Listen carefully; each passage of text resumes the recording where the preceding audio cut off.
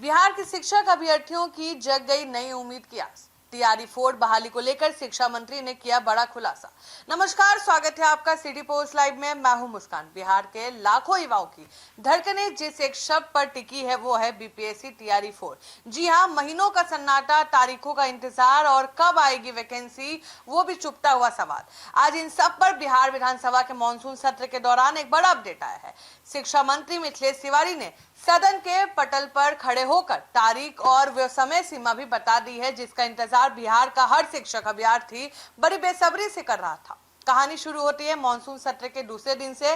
सदन में बहस का माहौल गर्म था और विपक्ष पूरी तरह तैयारी के साथ सरकार को घेरने के मूड में था। तभी राजद विधायक गौतम खड़े हुए और उन्होंने सीधे सीधे वो सवाल दाग दिया जो बिहार का हर कोचिंग संस्थान, हर लाइब्रेरी और हर घर का कह ले आपको ड्राइंग रूम में पूछा जा रहा था। कि विधायक गौतम ने पूछा कि मान्यवर, सरकार ने शिक्षा बहाली का जो कैलेंडर जारी किया था उसमें अगस्त में नियुक्ति की बात की गई थी। ना तो 2025 के कैलेंडर का पालन हुआ और ना ही 2026 में अब तक कोई ठोस अधिसूचना आई। आखिर ये देरी क्यों? अभ्यर्थी कब तक सड़कों पर इंतजार करेंगे? ये सवाल सिर्फ एक विधायक का नहीं था, ये सवाल उन लाखों युवाओं का जो सुबह सुबह किताबें उठाकर बीपीएससी की तैयारी में जुट जाते हैं।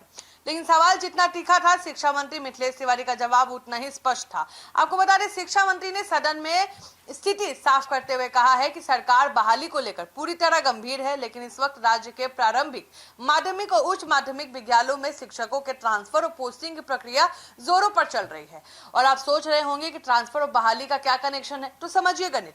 शिक्षा मंत्री का जो तर्क है, जब तक शिक्षकों के ट्रांसफर की प्रक्रिया पूरी नहीं हो पाती तब तक किस स्कूल में किस विषय के कितने पद खाली है, इसकी सटीक पारदर्शी तस्वीर सामने नहीं होगी।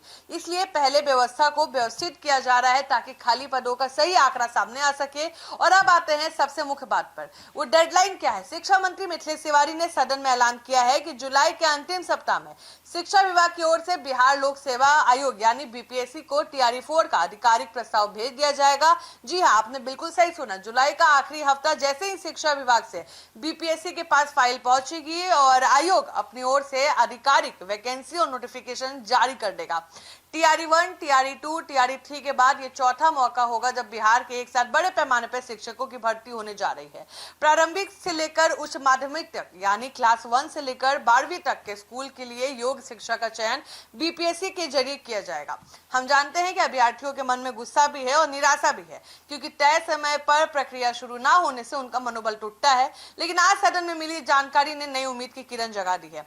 अगर सरकार अपने वादे पर कायम रहती है तो जुलाई के अंतिम सप्ताह में प्रस्ताव बीपीएससी को चला जाता है। तो आने वाले कुछ ही हफ्तों में आपकी पदों की संख्या, परीक्षा का पैटर्न, आवेदन की तिथियां देखने को मिल सकती है। लेकिन बिहार के तमाम शिक्षक अभ्यर्थी अब अपनी किताबों की धूल झाड़ लीजिए, अब अपनी तैयारी को, जो तैयारी है उसका धार तेज कर लीजिए, क्योंकि प्रक्रिया अब अंतिम चरण में है।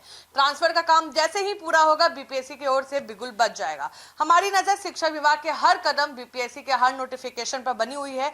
जैसे ही कोई नया अपडेट आएगा हम सबसे पहले आप तक पहुंचाएंगे। तब तक पढ़ते रहिए और डटे रहिए, अपनी मेहनत पर भरोसा रखिए। फिलहाल इस खबर में इतना ही। आप क्या सोचते हैं हमें जरूर बताइए।